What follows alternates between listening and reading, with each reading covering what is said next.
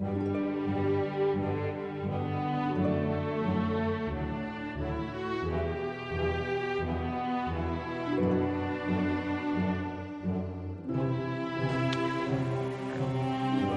like to cover an area that we don't normally think about. But what was it like in the first century? You could be killed for professing Christ. What was Jesus' interest in going there? That's where the throne of David was.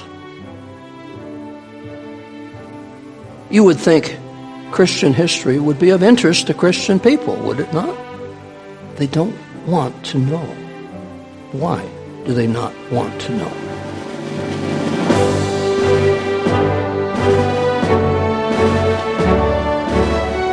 I'd like to cover an area that we don't normally think about. And that is to ask the question, what exactly is Christianity anyway? We know how it's defined in this day and age, and we kind of look at church history that has been brought through a process that brings us to where we are today. But what was it like in the first century? There's that story that we've heard from many sources, including our own. It was like there was a curtain drawn over church history that covered the first century. It wasn't until after the first century had ended that curtain was drawn away, and we begin to get what we would consider the history, the development of what is known as the Christian church. But what was behind that curtain? That's the question.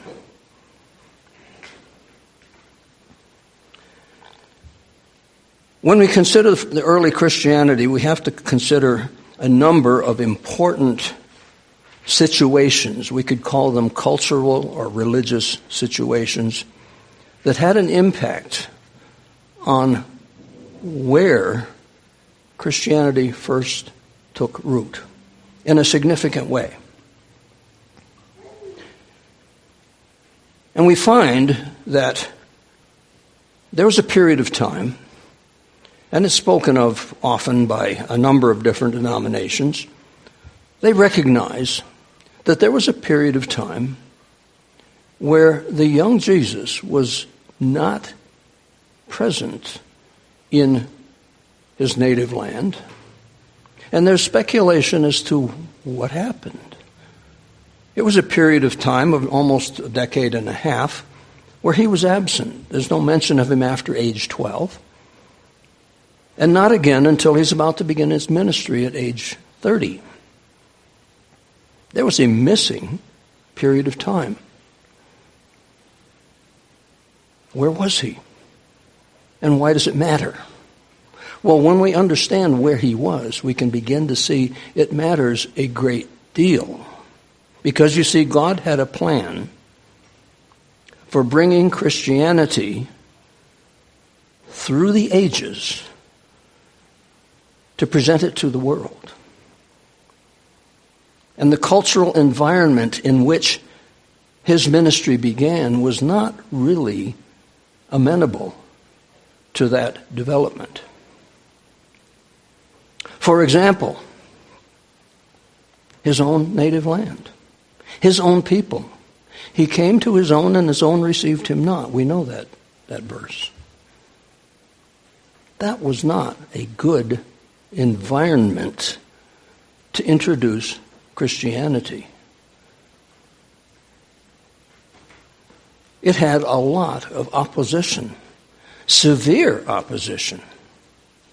The Apostle Paul explains it in Galatians chapter 1, and we know of this, verses 13 and 14. For you have heard of my conversation in time past in the Jews' religion, how that beyond measure I persecuted the church of God.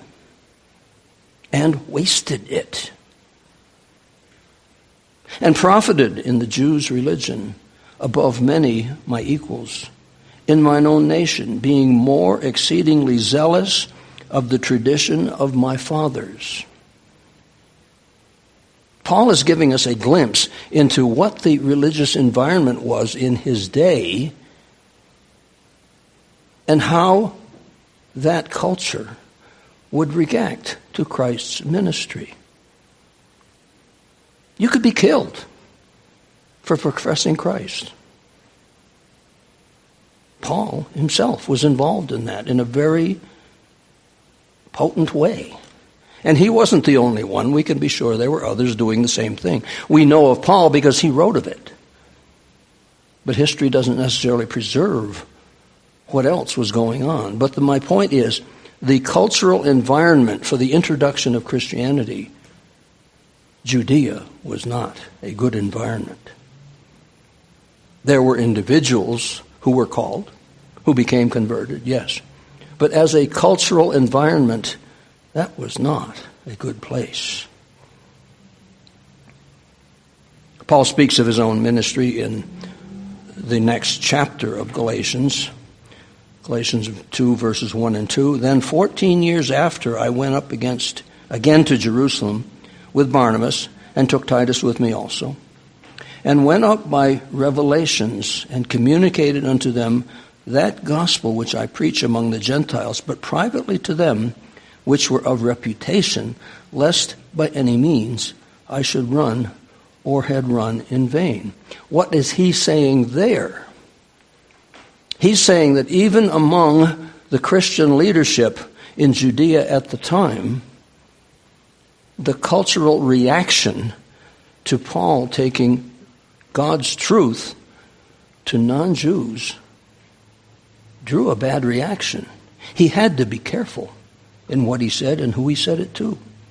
So that gives us another glimpse into the cultural and religious environment of that region of the earth. Now, let's turn it back to Jesus Christ. In his late teenage and early 20 years, where did he go? The consensus is, among many, and it certainly is preserved in British history, that he went to England. He went to Britain. Now, I spoke on this a month ago in my message on Joseph of Arimathea, his great-uncle, whom he traveled with, who was a frequent visitor to southern England because he was a tin merchant, and that's where he made his fortune. Another message that is somewhat background for this one is when I spoke on the Empire of Parthia, and that was in February and March of 2023. And I have a booklet that explains that understanding. It's called The Divided Kingdom, and you might want to have a copy of that because it's very, very informative as to the religion of Parthia and how it became gradually incorporated into what we know now as the Christian religion. I'll speak of that in a few minutes. But why would he go to Britain? What was there? Well, it turns out that the British Isles was part of God's plan for proclaiming the gospel to the world. It was prepared for what was to come. What was Jesus' interest in going there? That's where the throne of David was. He was to inherit that throne. Let's look at a few verses that talk about that. In Jeremiah 23, verse 5, "Behold, the days come, says the Lord, that I will raise unto David a righteous branch, And a king shall reign and prosper, and he shall execute judgment and justice in the earth. We don't necessarily recognize the full aspect of the full relevance of that until we read other things. In 1 Kings 9, verse 5,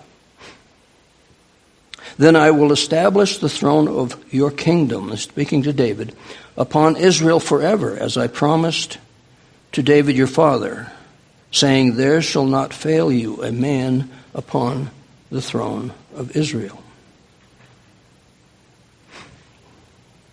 Now in Ezekiel 21, there is a rather obscure verse, and we don't necessarily, in reading over these things, recognize the full implication of what it's saying. But in Ezekiel 21, verse 27, he's speaking of this dynasty, the Davidic line. He says, I will overturn it, and it shall be no more until he come whose right it is, and I will give it to him. Do we realize what that's saying, who it's talking about? Now, unfortunately, the King James translation perhaps gives us a word that is a little misleading in what it's actually saying. It might be more correct to say, instead of overturn, to say transplant. Because the Davidic line was transplanted out of the Judean region to another place. And that transplanting was going to occur 3 times. I'll make a long story short here and just say that occurred when it was transplanted from Judea to Ireland, to Scotland, and to England. That was where the line of David was preserved until the present time when Christ will inherit that throne, the throne of his father David. Now, how did that happen? There was a daughter of the final king of Israel. The king was taken captive by Babylon. He was killed. All of his sons were killed. But a couple of his daughters were under the custody of the prophet Jeremiah and his assistant Baruch. The scriptures speak of that, but we don't necessarily understand the full implication of it. But let me just read this portion, and this is from historical sources. It says, according to the Irish poems and a couple of websites, a daughter named Tia Tephi was the beautiful one with a royal, prosperous smile, and the most beautiful that traversed the plain. Supposedly she was one of King Zedekiah's, of Judah's daughters. Zedekiah was the last of Judah, of the house of David, before the Babylonian invasion by Nebuchadnezzar II in 597 BC. Zedekiah's sons perished, as did he. But somehow his 2 daughters, Tia Tephi and Tamar Tephi, escaped with the prophet Jeremiah. They traveled from Egypt to Spain, through Gibraltar, through southern England, and then ended up in Ireland. According to legend, Tia Tephi brought sacred Hebrew relics to the British Isles. She was also responsible for bringing the Stone of Destiny to Britain, which Scottish and English kings used for their coronations. The stone is called Jacob's Pillow. It is supposedly the actual stone on which Jacob slept, and we read of that in Genesis 35:14. King Edward I took it from Scotland to London, and that shows its eventual destination. Teotefi ended up marrying an Irish king named Hiramon. The royal couple gave birth to 4 children. The legend states that Teotefi was, in fact, the progenitor of the British monarchy. So that tells us how the Davidic throne got to where it is today. And that would explain Jesus' interest in going to England as a young man. But there's more to that story. Because you see, the people in that region were already somewhat prepared for what was to come. There were Hebrew peoples living in the British Isles. For that matter, the whole Western European coast.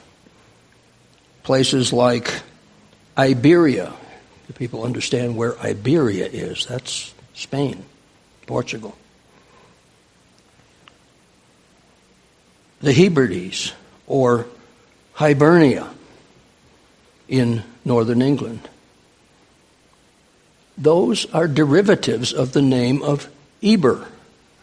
Eber is 6 generations removed from Abraham's time. He was the man who gave the name to the Hebrew people. So when we say they were Hebrews in that region, we're identifying an ethnicity, not necessarily anything to do with Jewish. Jews don't own the name Hebrew. There are many peoples descended from Eber who are not even Israelites. So it's a broader ethnicity, but the point is they were there long before.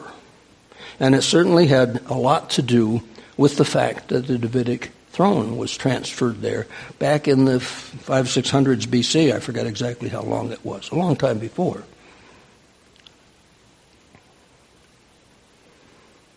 So the crown was there, the people were there, people who would be receptive to Jesus' ministry, more so than you would expect in Judea, or for that matter, in any Roman-dominated area of the earth. Because Rome hated Christians as well. We know that for a fact by what they did. But there was this environment in Judea with the Jewish-type religious system that was hostile to the Christian religion. And we certainly had Rome with the same problem.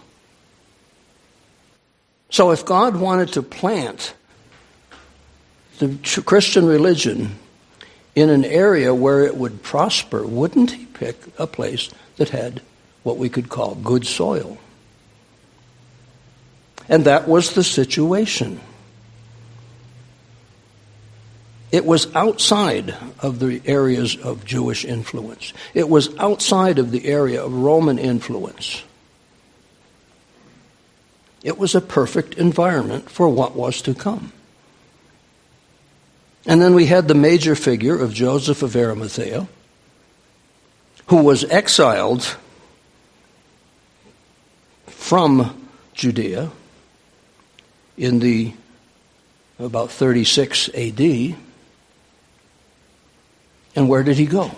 He went to a region that he was already known in, he was already familiar with, because he conducted trade from there, from southern England, back and forth to Rome and the Eastern Mediterranean. He had connections. Joseph was a man of great wealth. The Romans knew him as a nobilis decorio. And it had been said that it was easier to become a Roman senator than to become a nobilis decorio. But what did that mean? Joseph was a prominent man in the region. Besides being extremely wealthy, and now this is we're talking about Jesus' great uncle. Besides being wealthy, He was a member of the Sanhedrin. He was also a local Roman senator, not from Rome, but from the region. He was well known in Rome, in Judea, and in southern England. And in southern England, he had interactions with the British royalty. So this was a man who had influence. He had power. He had connections. And he traveled to and from southern England year after year after year. And maybe to give a little picture of who he was and his relative age, he was born in like 18 BC, which means that when Jesus was 12, he was just something under 30 years old. So he wasn't that much older, even though being a great uncle. But when he was exiled, well, let's back it up. When he was communicating back and forth to southern England, it is reported by many sources, many historical sources, that young Jesus went with him. He was familiar with southern England. And I asked before, what was his interest there? Well, his interest there, number one, was the Davidic line was there, which he would ultimately come to inherit. Not only that, but it was an area that was out from under the influence of persecutions, both by the religious people in Judea and in Rome. Romans had their own religion. If you were a good Roman, you had to worship the emperor. They didn't tolerate other religions. Even the Jews at one time, under Claudius, was expelled from Rome because of the religious clash. So we need to get the picture. The reason for Jesus' interest in southern England was the fact that it was a good environment for introducing Christianity to that part of the world. Now we can think of the impact or the influence that England had on Christianity throughout time, throughout history. I'm not saying that its religion as it came to be was any more pure than any other, but for the first several hundred years, they got their religion directly from Jesus himself and from the Arimathean mission, Joseph of Arimathea, who lived in that region after he had been exiled for nearly 40 years. And he was a major evangelist, if you want to say, or apostle to that part of the world. He even had influence and baptized some of the British royalty. Now, we talked about in the past the Claudian invasion of Britain. Very likely the problem with Britain was not its territory so much as it was its religious influence. Rome wanted to conquer Britain for the purpose of negating that influence. Claudius invaded southern England in 43 AD, and that went on for a period of 9 years until the British royalty had been captured and taken to Rome for a 7-year exile. Those who were taken to Rome were people who knew Joseph of Arimathea, some of whom were baptized by him. For example,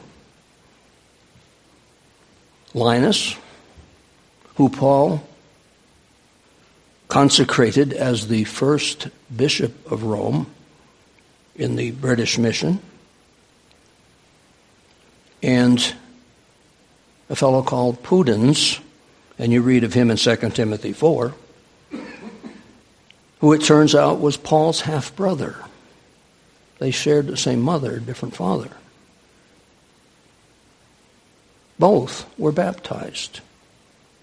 Now, Pudens, in his earlier years, before he married the king's daughter, Claudia, Pudens was the aide-de-camp to the invading Roman general, Aulus Claudius. That's how he met that family. That's how he met, turns out, bride-to-be. Paul speaks of all three of those in 2 Timothy 4.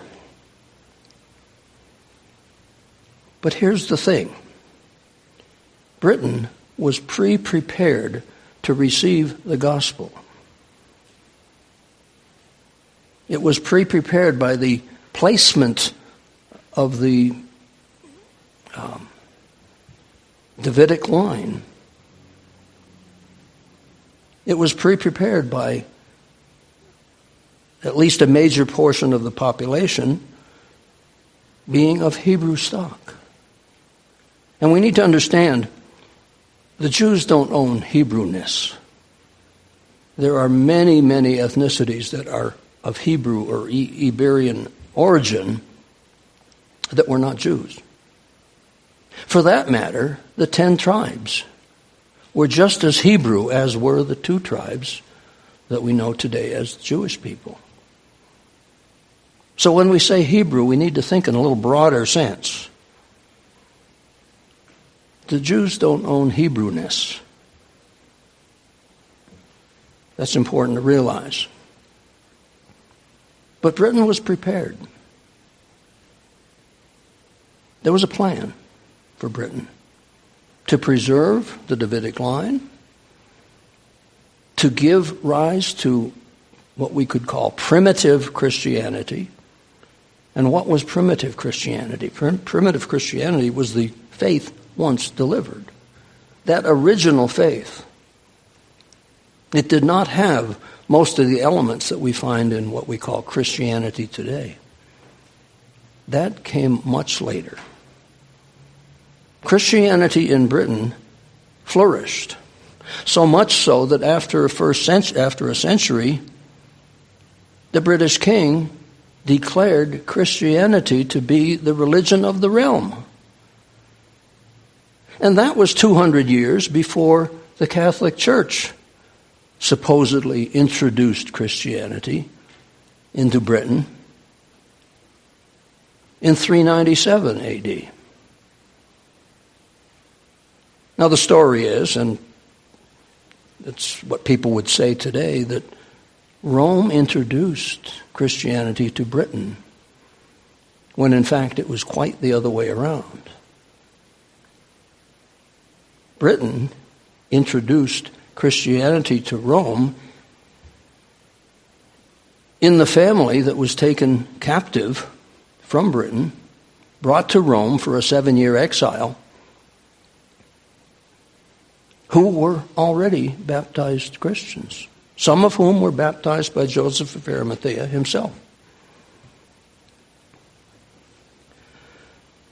So let's understand that true Christianity, primitive Christianity, original Christianity, uncontaminated Christianity was introduced into the heart of Rome by the British mission, if we could call it that. Those who came from Britain under unpleasant circumstances, however, but it was there. It was Britain that introduced Christianity to Rome. Rome had its own process going on in the development of what became the Catholic Church. The idea of the church as we know it, the Roman Church as we know it, was an ongoing development. It was not from the beginning. It gradually came to be over the centuries. It was clear up until 610 AD when the papacy was installed, was formalized. 600 years, practically. Now there's the story of the succession of the popes from Peter being the first pope. That's its own story. But think about it. This was 600 years later before they even began to believe that kind of thing. There was a Roman historian called Tacitus. He's thought to be very reputable, and he wrote from about 14 AD through like 68 AD, somewhere in that time frame. His writings were very accurate, very impartial. He had no axe to grind. He had no agenda. He just wrote the history as he understood it. And there's some amazing stuff in his writings. But Tacitus wrote, and he described a lot of these things that we're talking about today. But Britain was prime territory for proclaiming the true original gospel.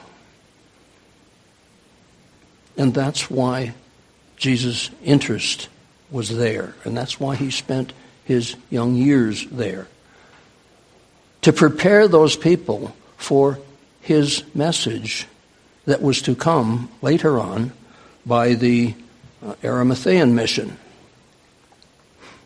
And that went on for centuries, practically, uncontaminated by the ideas that were developing all around. It was the Augustinian mission that came from Rome into Britain in like 397 AD. But by that time, the Roman Church had developed into much of what it is today. And there were many teachings that they tried to introduce into the environment in Britain at the time, which got a very bad reaction. They were not accepting of papal authority. They were not acceptive of the idea of Mariology and all of that kind of thing. Many, many apostasies had been incorporated into the religion, the Christian religion, in the Roman environment. When they tried to introduce that into Britain, it just didn't go well at all. And they had to enforce it by arms. Many of the religious leaders in Britain in the early 400s AD were martyred. They were killed. They resisted because they knew better. And that was just not going to go with the powers that were developing at the time. There were battles, and many were killed. And eventually, the Roman Church infiltrated the religious belief system in Britain, which we find there to this day. There were many things that were incorporated that were not in the original teachings, such as the idea of the immortal soul. The early church didn't teach that. You don't find it in your New Testament. Heaven and hell. We find that kind of teaching in pagan religions. Where do you find it in the New Testament? That people go to heaven or they go to hell immediately upon death. Do you find that? They had no use for the biblical holy days. They had a different series of holy days that were brought in. Problems about understanding the nature of God. The hierarchical structure. The early church didn't have that. And most obviously, Sunday worship. Those were not found in the early New Testament church. They had to be imposed. And that we could call another fulfillment of what we read in Revelation 12, which I spoke on last week. So that's the situation. Primitive Christianity was nothing like what we see today, and we should recognize that so many things, so many apostate ideas were incorporated into the so-called Christian religion that were not there originally. And it was many centuries before they became infused into it.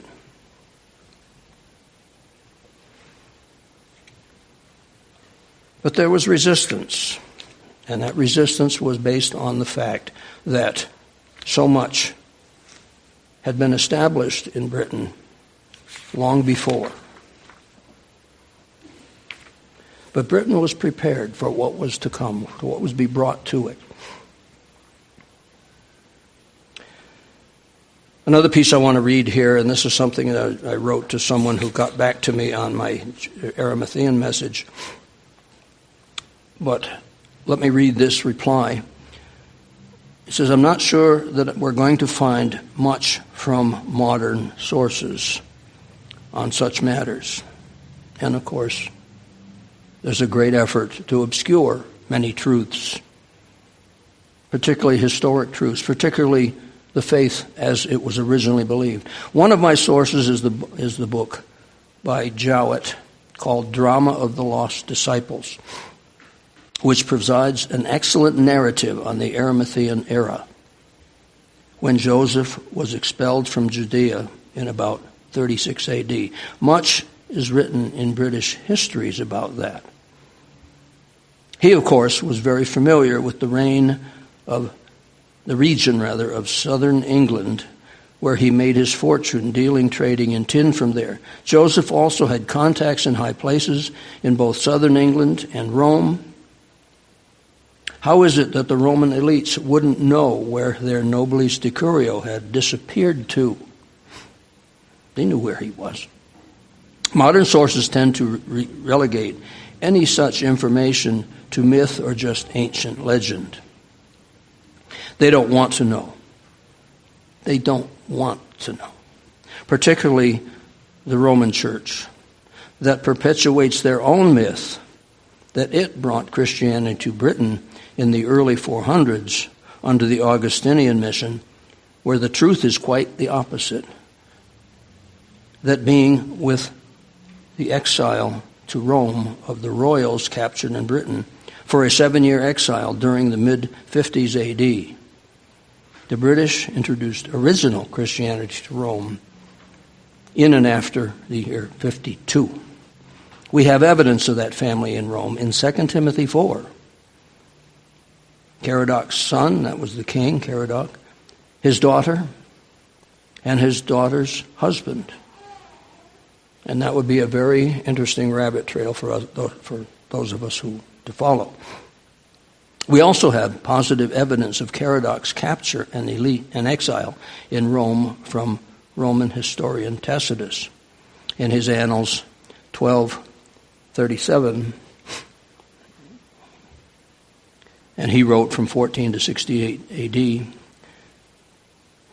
This is cited in Joseph Jowett's Drama of the Lost Disciples, page 106. The Romans knew him as Caractacus. Caradoc was a royal who headed the British forces opposing the Roman invasion for 9 years, from 43 on.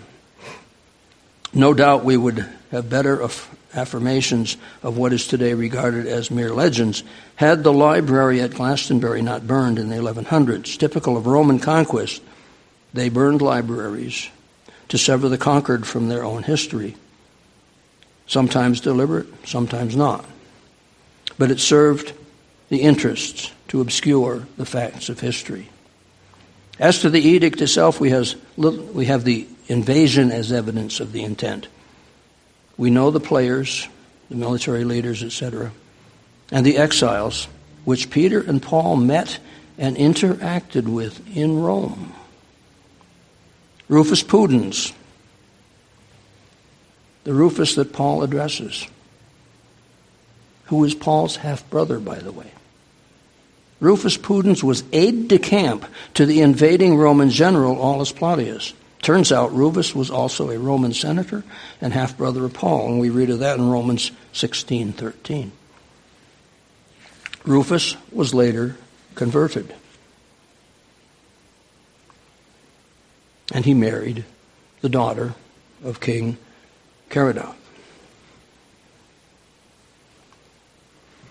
But all of this is interesting. What does it mean to us?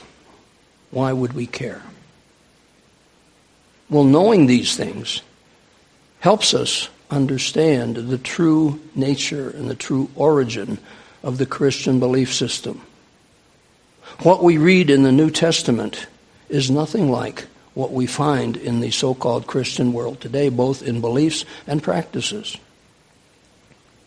Knowing what primitive Christianity was, and primitive, it doesn't mean crude, it doesn't mean inaccurate. It doesn't mean undeveloped, per se. We would tend to think of it. It's just simply boiled down to its basic nature, its basic elements, the things that were truly taught by Jesus Christ and the apostles.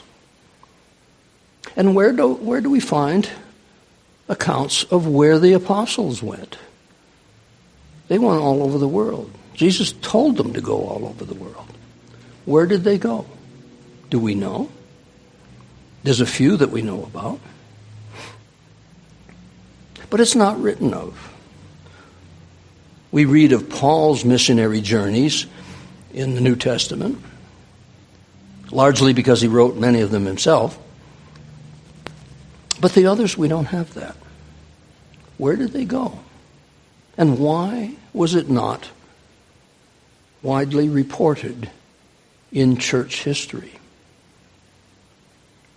I pose to you it's because Jesus really didn't want all of that information out there. Because if they had it, it would have focused the persecutions better. Things were kept from the world in general. And this subject particularly, of the Davidic line in Britain. People know about that, but in the world in general does not have any clue about the British monarchy. That not only was in Britain, by the way, but up until the early 20th century, prior to about 1914, all of the royal houses of Europe were related to the British crown. All of them. It's incredible. When it was said that there would never be a man, or there would never be the lack of a man to sit upon the throne of Israel, that was a little broader statement than we might think about. Because it was not just one tribe. It was all of the tribes. Think about that. But why does the world not want to know? You would think Christian history would be of interest to Christian people, would it not? They don't want to know. Why do they not want to know? Well, there's important reasons. Number one, it provides identities of the 10 tribes on who Jacob is, because Jacob factors into Bible prophecy in a great deal. Who are these people? Most of the world just thinks Jews, that's all. No. As we saw, the ethnicity is much broader than just the Judaic peoples. There's the other 10 tribes. The world doesn't want to know. They don't really want to know who the 10 tribes are. And what's the problem with that? Well, it's a simple problem. It has to do with God's law. Most Christians will admit, yes, the Jews have to keep God's law because they're Israel. Gentiles don't have to keep God's law. Well, problem with that. You see, there's the other 10 tribes, which are just as much Israel, if not more so, than are the Jews. So if the Jews are obligated to keep God's law, so are the other 10 tribes. Just as much. They don't want to know that. It's a little too problematic to think like that. Also, it has to do with a connection with prophecy. Connection with understanding the millennium. The millennial kingdom of God on earth. That was a primitive teaching. It's a New Testament teaching. It's an Old Testament teaching. It's all through the prophets. The millennial kingdom of God, 1,000 years on earth. What does that do to the other idea about what happens when someone dies? See the problem? Some questions they don't want to face. Another thing is to know where God is working in the modern age. Where do you look for God's work? Saudi Arabia? Egypt? Japan? China? Where do you look for God's work? Where is God's work being done in this age? It's among, bad as it is, polluted as it is, apostate as it may be, it's primarily among the peoples of Israel. Who translated the Bible into modern language in a big way? Where did we get our Bible? From which people? Where did the world get its Bible? Granted, some translations exist in other languages. But where did that impetus begin? It was in that same region where primitive Christianity was first introduced. And it was only fairly recently. The early church in Britain did not have the New Testament. They didn't have a Bible as we know it. They may have had the Old Testament, probably at least in Greek, eventually in Latin, but did they have it in their native tongue? Not so much until the early 1600s. So what we can know from discovering primitive Christianity as it existed in Britain in the first 300 or 400 years is a means of identifying the true biblical religion, the faith as it was once delivered. Because the faith that we see today is a faith that has been seriously compromised, seriously polluted, seriously apostatized by other religious factors. The Roman Church is infiltrated by Mithraism, Marcionism, Zoroastrianism. There's many components in Zoroastrianism that are so comparable to the Christian religions today. You wonder, how did they get there? Where did they get their ideas? Did Christianity borrow its ideas from the Zoroastrians, or was there some introduction of the truth to those people in centuries before?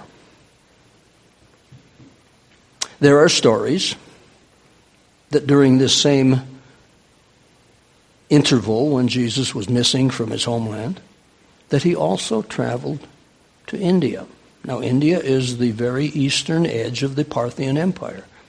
Did Jesus also go through Parthia? What connection would he have had with those people? Now, keep in mind, the elites of Parthia came to his birth. They were seeking him. For what purpose? They said worship. But you see, there was another branch of the Davidic line in Parthia also. Would he have had any interest in that?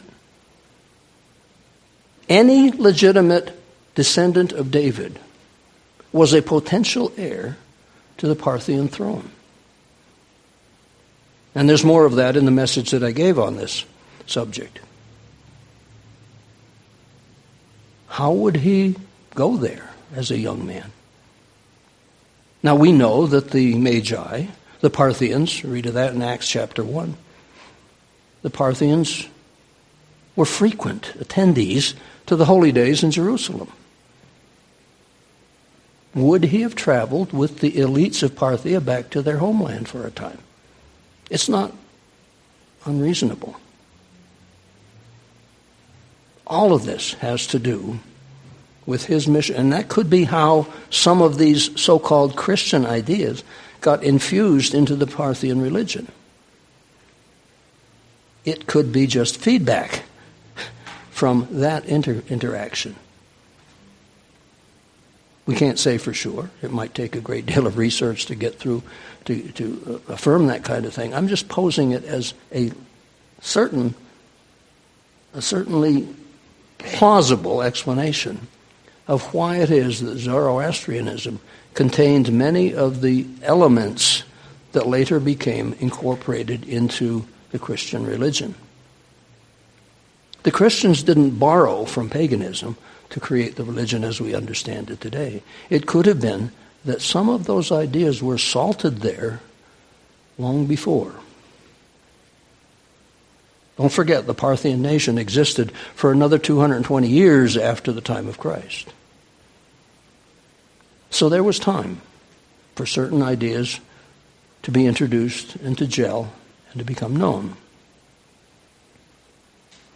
So the world doesn't want to know. The world has no use for such information. Creates too many problems, too many questions. But we can know that God had a plan. It was an underlay of all that was going on throughout history. God had a plan for taking his message to the world through all time. And the instruments he used were not necessarily all perfect. I'm not saying the British religion today or even back into the 400s or 500s AD. I'm not saying it was anywhere near perfect. It too could have modified over time.